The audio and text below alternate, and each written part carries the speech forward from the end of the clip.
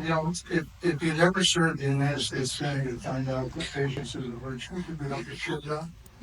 I'm going to tell you that you have to be focused and patient. And I'm not saying that means that you just accept what's going down the line and say, "Oh, this is what it is."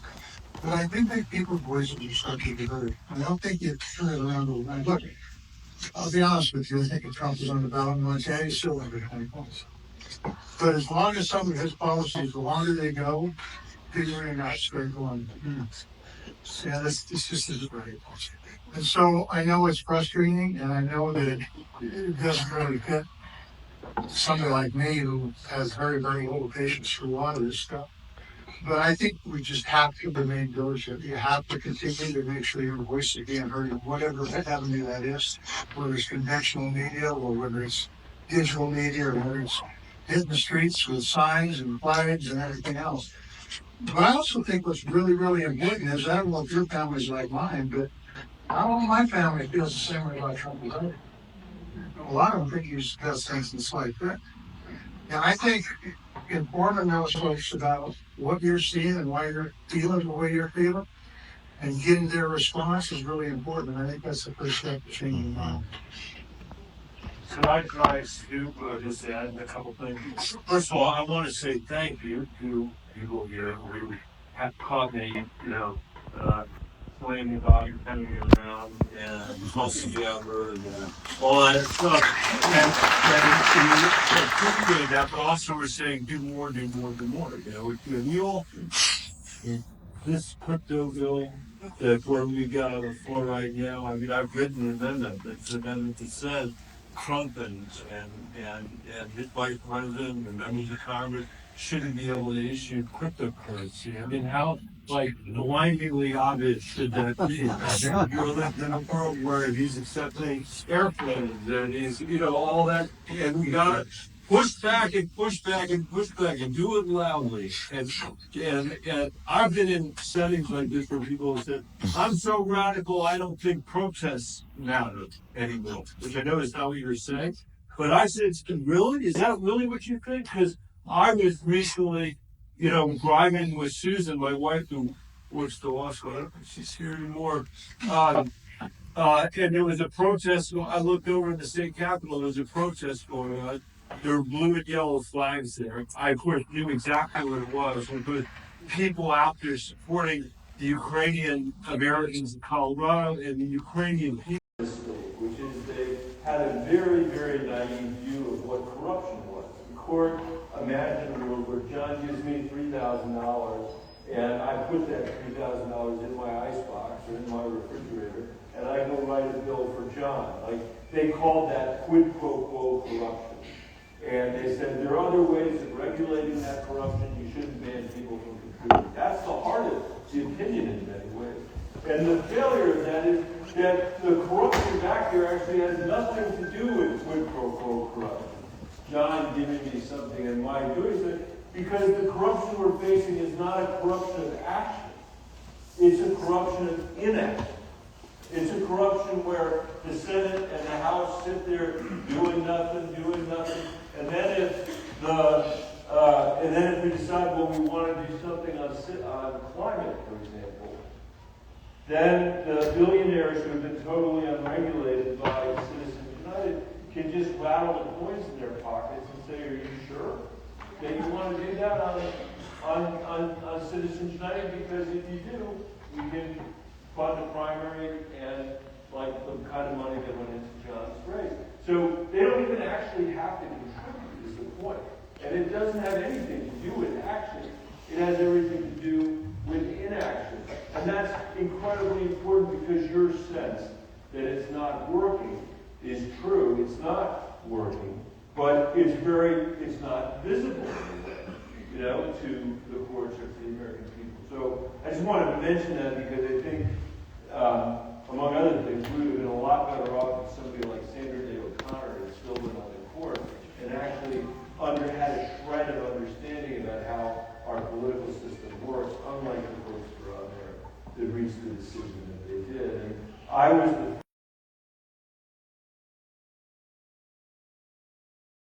the bill to create create a constitutional amendment to overturn Citizens United. I was the first person on that bill.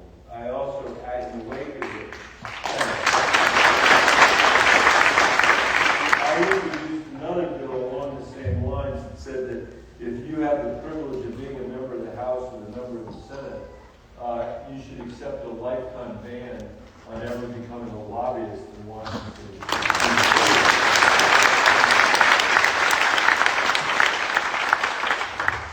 The only guy I ever got to sign up on that one was John. All right, we'll take your questions and your criticisms, your observations. Where's John? John, call the first couple of numbers. Are we going to sit down here, John? I'm going to call 2 tickets at a time. If you hear your number, if you could just raise your hand until somebody sees you, we'll get a microphone to you. The first ticket, the last 4 digits are going to be 8077. That's 8077. And the next one is going to be 8066. 8066. Bingo.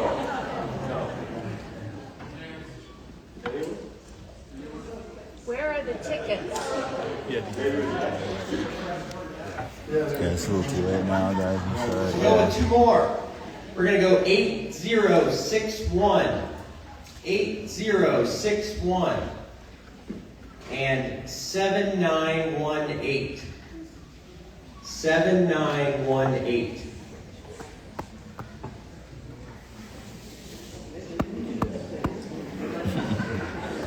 I got nothing. There we go. I got no ticket. I ain't saying shit.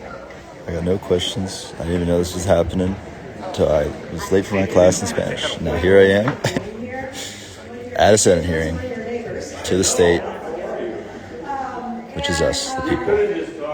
And it's talk about corruption, deep state crypto, and a bunch of other random shit. I have no idea. I'll get it ready here now. I think one of the most critical ones is I'm having a hard time finding in the news who is working to save our democracy from our Congress. I just see everything is being beat down. And I'm losing heart. And I know you guys are doing what you can, but there seems like there needs to be something that's bigger out there than the rest of us.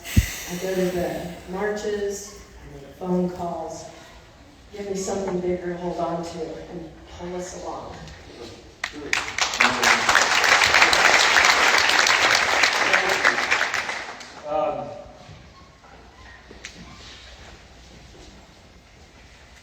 Where did you go? You're saying something that's on everybody's mind. Everybody.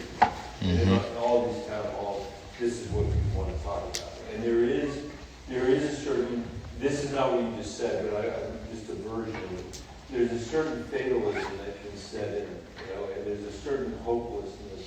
It was good, Kyle. And Nice to see you, brother.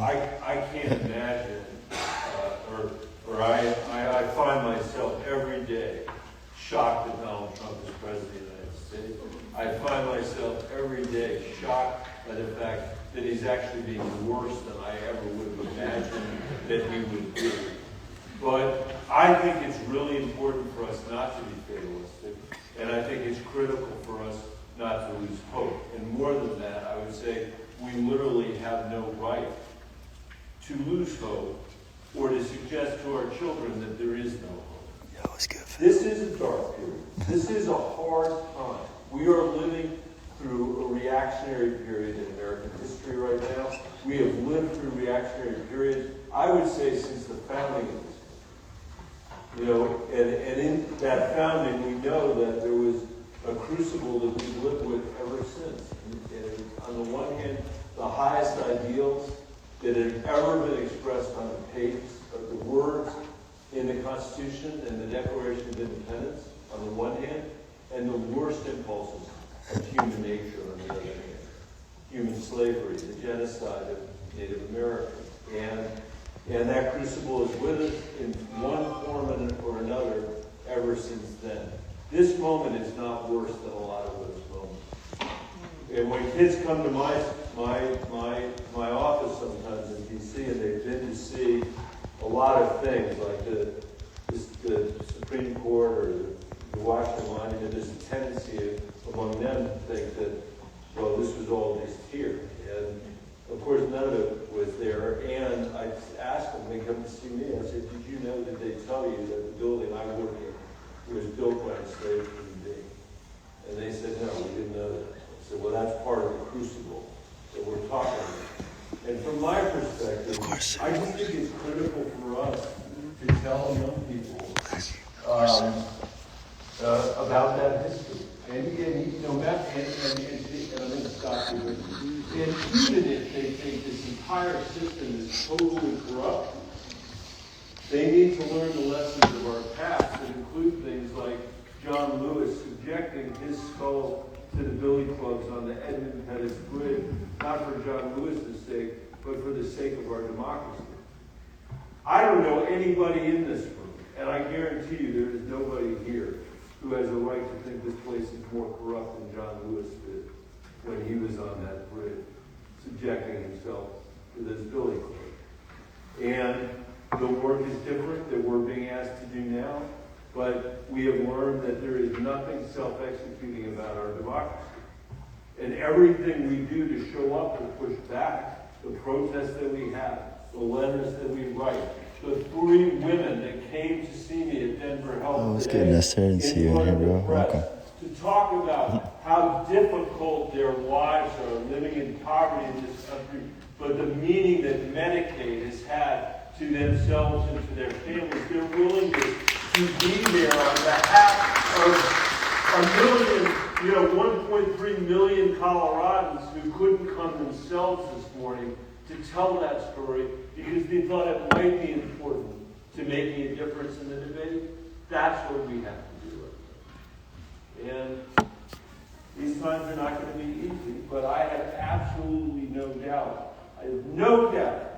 that this reactionary moment we're going to end is going to yield a progressive moment that's going to be the opportunity for us to rebuild the future of this country, to support our children in ways they deserve to be supported, and to reestablish America's place in the world. But we have to get from here to there to do it, and you're doing it.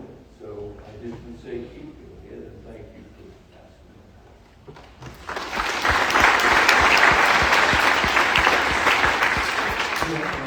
Yeah, I do. So I'll start out Why by else saying, did you come? so I'll start out by saying what happens when you have the President, Senate, and the House all the same party and there's no accountability. Robert C. Byrd is long dead, but it'd be great to get Robert C. Byrd back to when there was a Democratic member in the White House, he was conservative. When there was a Republican in the White House, he was liberal. Why? Because he didn't trust the executive branch. But we need senators like Michael Bennet to say, you know what, Congress has a job to do, we need to do it. Here's what gives me hope. And this is a low bar, okay? You're seeing Republicans for the first time out here, and this is after Lisa Murkowski, by the way, said accurately, I'm afraid. And it wasn't afraid of the votes, I think she's physically afraid. But remember the first thing the president did when he got in office is he get all these guys who were on January 6th the walking papers. He said to the public, you can do whatever you want if you're on my side, but if you're on the other side, we're going to hold you accountable. But here's what gives me hope. We got a $400 million airplane from Qatar. And this comes after I could not personally have found a worse group of people to put in front of the Senate for confirmation. Okay? But since the Senate figured, well, he won the presidency, by the way, which every president has won the presidency, then we don't have to use the bipartisan consent. So they pretty much in blank voted for him. Now you got a $400 million airplane, you're starting with your people say, you know what, this is right. This doesn't pass, it's not passing. There's not just Democrats who are standing, there's some Republicans. Then you got this big, beautiful piece of Chinola bill, and you're starting to see Republicans go, no. Now, do I think that's going to pass the Senate? I don't think it's going to pass the Senate, because even those 3 people are still going to pass. But the truth is you're starting to hear people starting to speak up on the other side. Until Congress speaks up and holds the administration accountable, we've got three political branches of government. Until they fulfill their job, it's going to be really tough to rein in this president. When they do, they can. Why? Because they happen to have the power to impeach him. The president knows that. And he'll rein in. But you're right. Everybody asks me how my life is. It's not in the United States Senate, with the exception of serving with Michael Bennet. It is wonderful. Okay? As I watch the country develop around me. And I watch the opportunities that my kids and grandkids have before the country. So I think we all need to be concerned, but I also think this is no time to sit on your hands. Make sure you're making sure your voices are being heard. And make sure you're talking to relatives in other states that don't have people like Bennet as their senator, reminding their representatives that they have a job to do in the legislative branch of the government.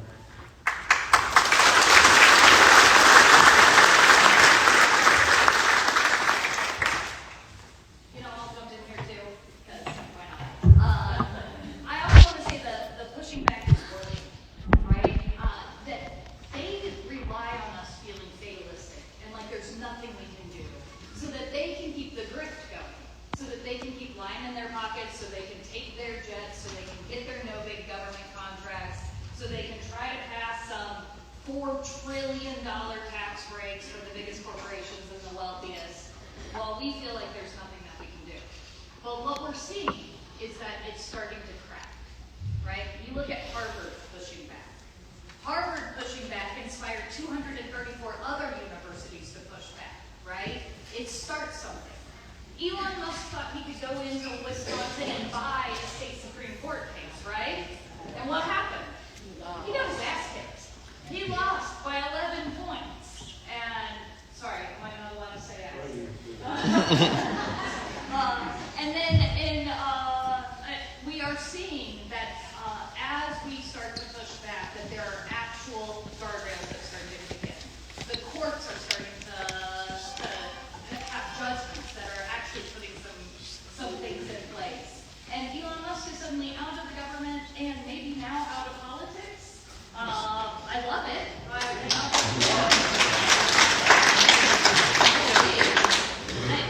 So, are we going to lose some big battles in this? And are people going to get hurt? And do we need to keep that centered? Yes.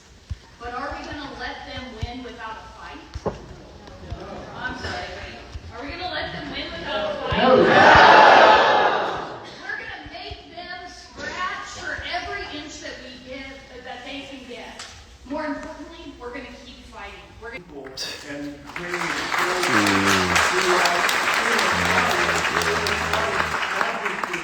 but for democracy and for our national security. And I can tell you, telling them that doesn't matter doesn't feel like the right thing to do. We have to double down, I think, and do that. And the other thing we have to do is we got to figure out, and this isn't just on you, but I'm just going to be honest about it. We got to figure out how we lost to Donald Trump again. Yeah. I mean, that is where a lot of my Because you're supporting genocide. Democrats will never win if they can't stop supporting genocide. You got an elected majority in order to stop it.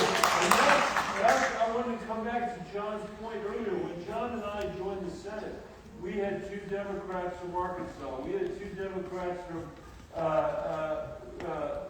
North Dakota. North Dakota. We had John Tester from Montana. We had Heidi Heitkamp from, and you get the picture.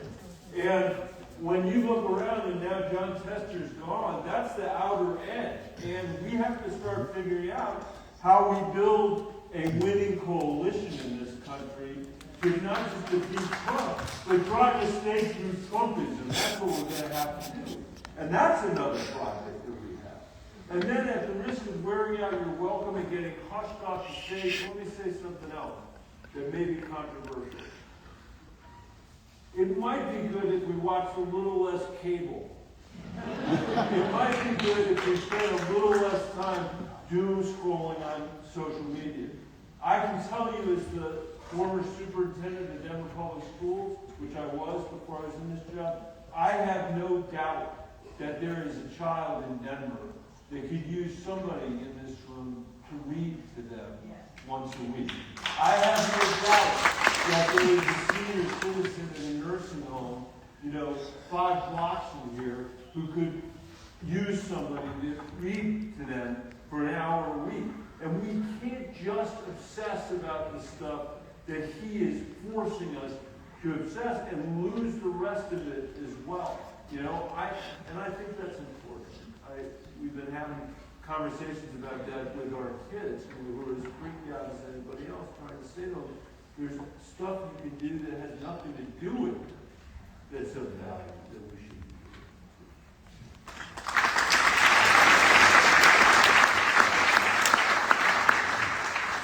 Senator Bennet, I want to also add my thanks to all the work that you've been doing for us in DC. It's been great. You have been responsive to my emails and my letters and the things that I have asked. But I want to appropriately, instead of trying to hijack, I want to appropriately ask you, what is going on with Israel and Gaza? I don't think anyone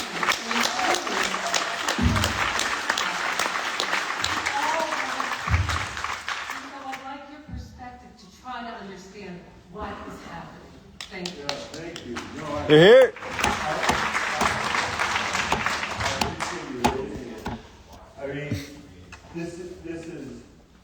What has happened there is horrendous, and the loss of 40,000 Palestinian lives can never be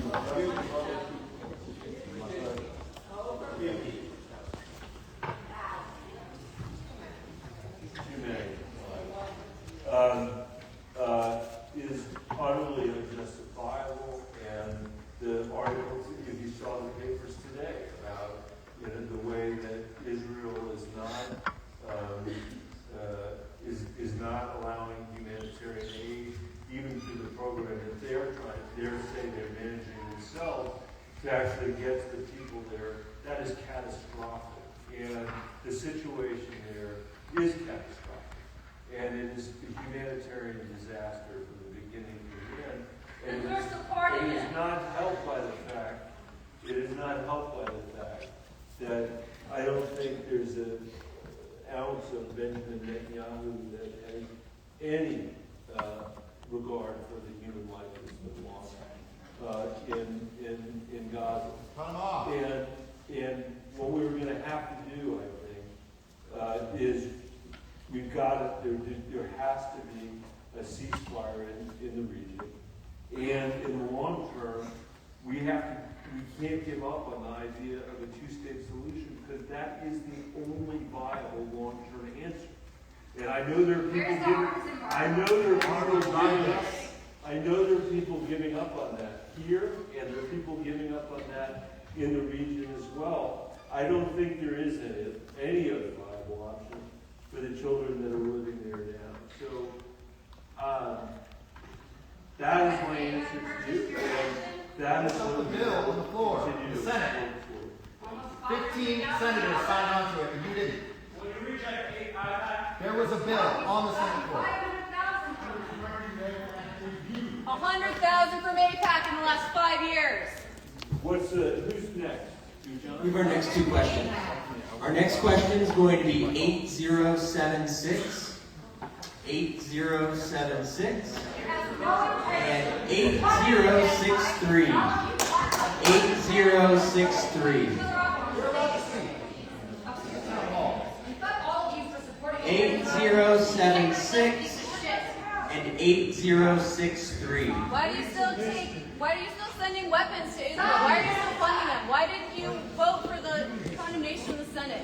You're just now supporting the aid. Supporting the aid. Where were you 3 months ago? Where were you 3 months ago? Senator Bennet, I'm just going to shout over the background noise. Who's that? I can't. On here. First, He's never going to you stop helped the our genocide. kids get an education when you were at DPS. Thank you. Job well done. Thank you. You're in the Senate now.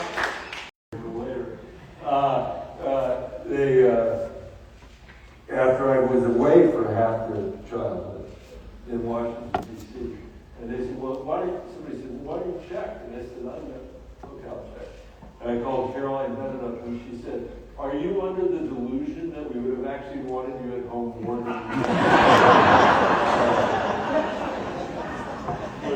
Our next two questions are going to be 7910 and 8123. 8123. Thank you very much. What exactly can we do to end citizens united?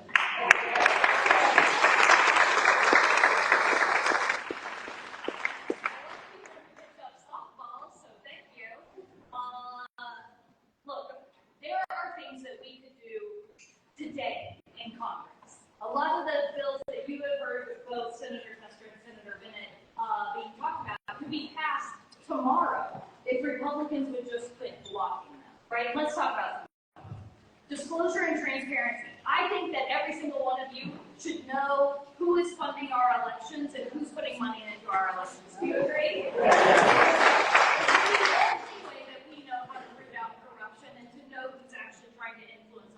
And you did it here in Colorado. You passed one of the best disclosure laws. Sorry. I have that effect. You passed one of the best disclosure, I can't look at him, he'll be laughing, disclosure laws in the country, and it kept a bunch of the outside money out. And it actually allowed you to see who is trying to influence your election. So that's number one. We need to do that. We need to ban members of Congress from trading stocks. You're here.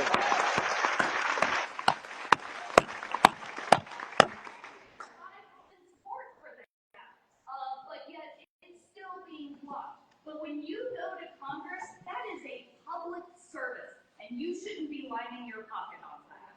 Number three, you can pass Michael Bennett's bill to ban members of Congress from becoming lobbyists afterwards.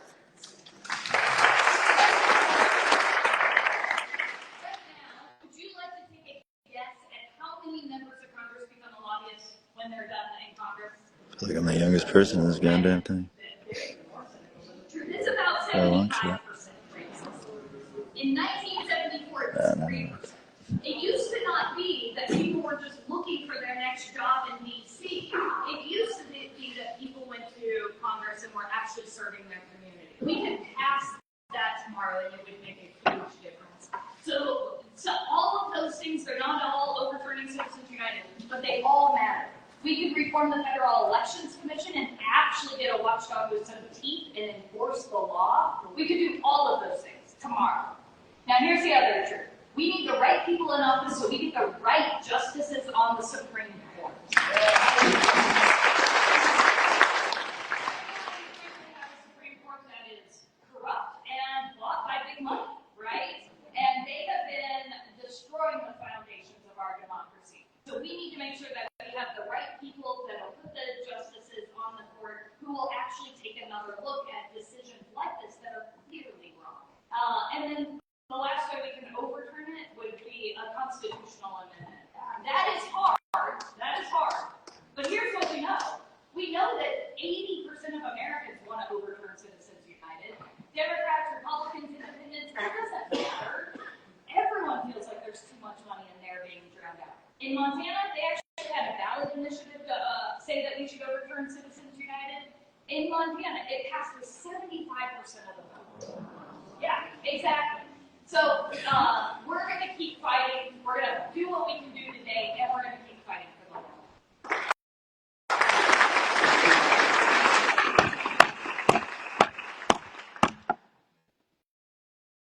We're going to go to our next two. And our next two are 80. Oh, right there. Sorry. Thank you so much. My name is Kat. I'm a college student. I go to Colby John Tester. We love having you this spring. Please come again. Where do you go? I go to Colby College. Colby College. Oh my God, yes. Yes, we love having you. So thank you so much. Michael Bennet, I was just wondering, I think international students really enrich American America, especially through our economy. And I believe the loss of international students is really going to be a great disservice to not only the American education system, but to our economy. And I'm wondering how you and your colleagues are working to protect American universities right now. I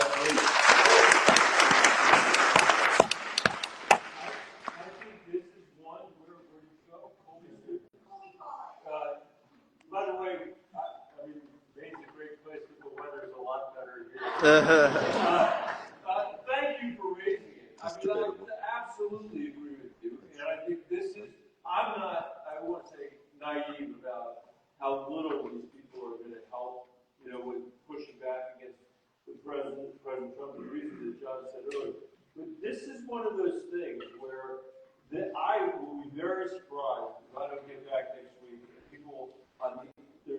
people on the other side of the aisle that don't see it just the way you see it, and whose own kids are saying to them, "This is crazy," because it's compromising the experience of our, time in the university. And it's going to be one of those things, just like so many things that Donald Trump is doing, where we're going to end up putting in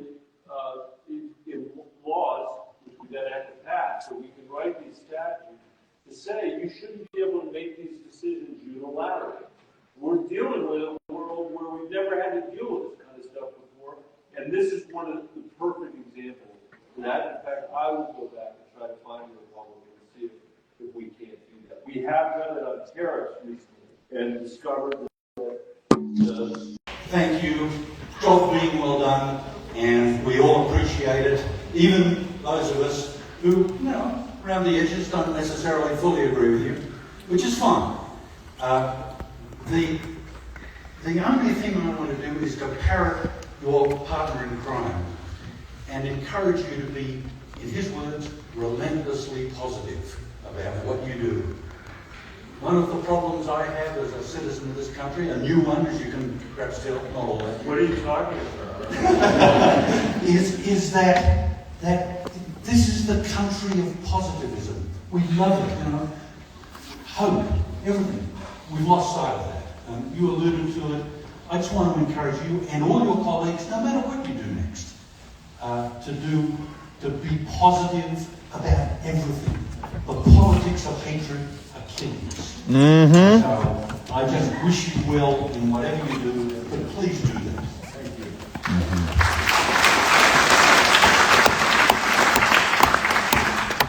I'm glad John said what he said about immigrants before he spoke, so I think he was pandering to you. It's true.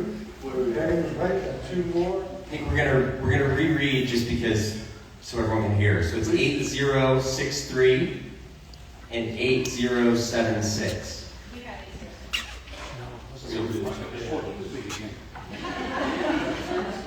Could I respond? Sure. And that is, this is what is good.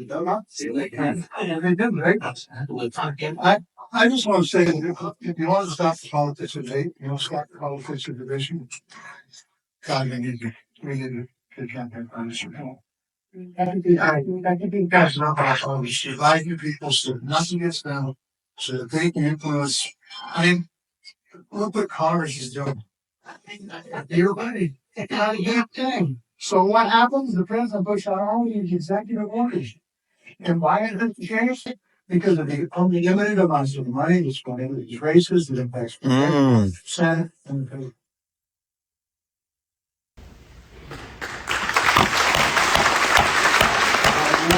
One more question. One more. It's going to be 8098. 8098.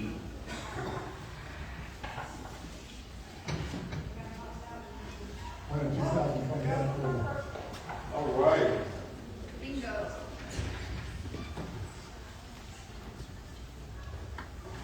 Thank you, Senator Bennet. I first wanted to thank you for your speech on the Senate floor opposing the SAVE Act.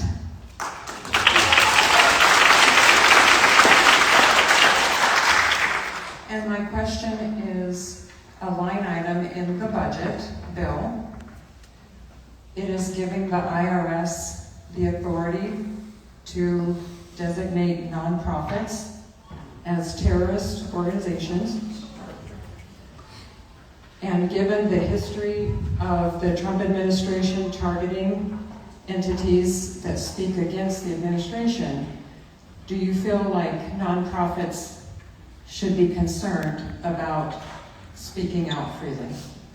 Do you want to answer that? I'm not trying to dodge it, but I feel like I've gone first a lot. And this is your town hall, you should do it. But I would say that as one of the nonprofit leaders that was tracking that really closely and working in coalition with so many others who were rightfully concerned about whether or not their organization was going to be targeted, I can tell you that some good news is that that same provision was removed from the big reconciliation bill. So while it was in the budget, it was actually removed from the piece that we appropriated.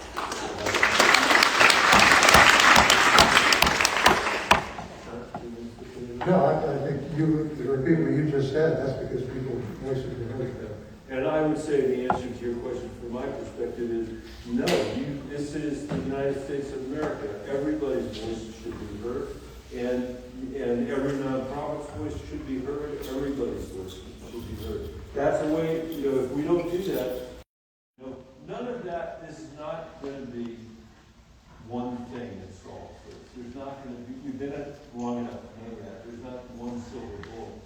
It would be unreasonable for us to expect that one silver bullet would solve it. But we got to push back. So all these questions, that's what we have to do to be able for the democracy to survive. And it will, because of what we do. Not we, the senators, because of what all of us do. All right, John, are we ending? Or is that, is there, do you guys have a last word that you'd like to each say? Thank you. I just want to say thank you. Thank you for coming out. Thank you for keeping up the hope and the fight. Thank you for being here and keep fighting, keep helping. We will get through this together. And can we hear a big round of applause?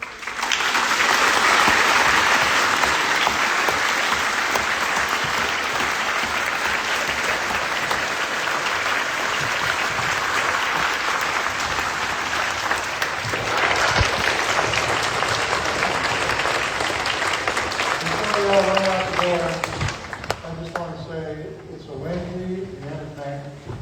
It's a perfectly good day outside. And you're in here trying to affect the government you want to see run in this country. God bless Colorado. Thank you. What's happening? I don't know. It's cool. A lot of discussions are happening. Hi, sir. I have a question for you, if you don't mind me asking. This was how it was when I was here. What's your name? What's your name? Richard. Richard. If you want, I can turn it off now. I just have one question. I don't even know what Citizen United really is. Do you know what Citizen? Because I just stumbled in here. Really, I'm a student here. I heard this was happening. I heard the news that was happening, but news as in the noise. What in your own words, what is Citizen United? I would say the shorthand version would be unlimited spending on campaigns. Okay. On political campaigns. Okay. Without any accountability. Huh. When it was first passed, the Supreme Court said this would be good because we'll have all sorts of transparency to look into this, and transparency never showed up. So now we have St. Elon and the rest of it.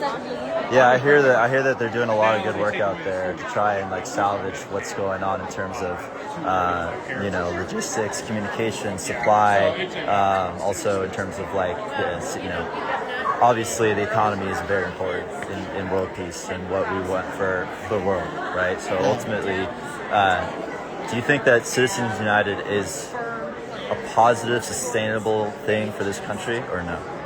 Based off what you said. I would assume not. Getting rid of it, you mean? Yeah, I would assume you, Yeah, I think it's essential. Yeah. I think we're going to end up doing that. We're going to end up changing the way we do the electoral college. There's a lot of stuff that we're finally waking up to the idea that a bunch of old farts 200 years ago didn't have just a fucking crystal ball. I mean, look at what I got in my hand right here. But no, I hear you. It's a pleasure to meet you. What was your name? Eric Mitchell. Eric William Mitchell, sir. Yeah, nice to meet you. And what was your name? Richard. Richard? Yeah. What was your last name? I don't know. Can I turn this off? Yeah, we could turn it off. Alright. Yeah, I'll turn it off. Try to quell my Are you a student at I am, sir, yeah.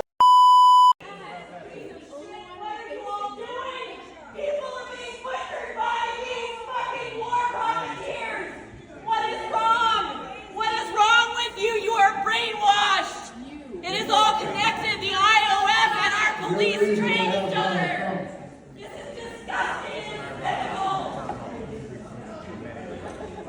So, are we, and I just want to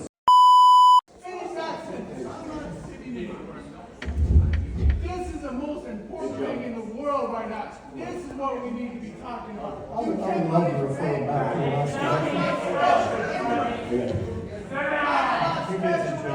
This is why we're here, dude. This is literally why we're here. From one of the amazing leaders on taking on the Alright. Everyone feels good? We alright? We good? Woo!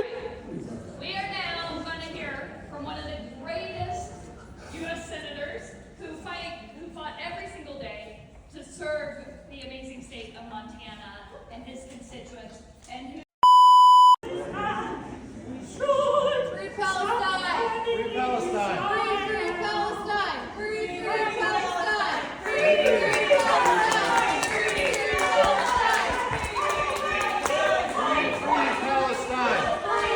Palestine! How can you have a fucking town hall about corruption? You're the problem! You're a career politician! You've been in the Senate longer than I've been an adult! I'm not going to shut up! You have ignored my email! You are so smug standing up there! Yeah!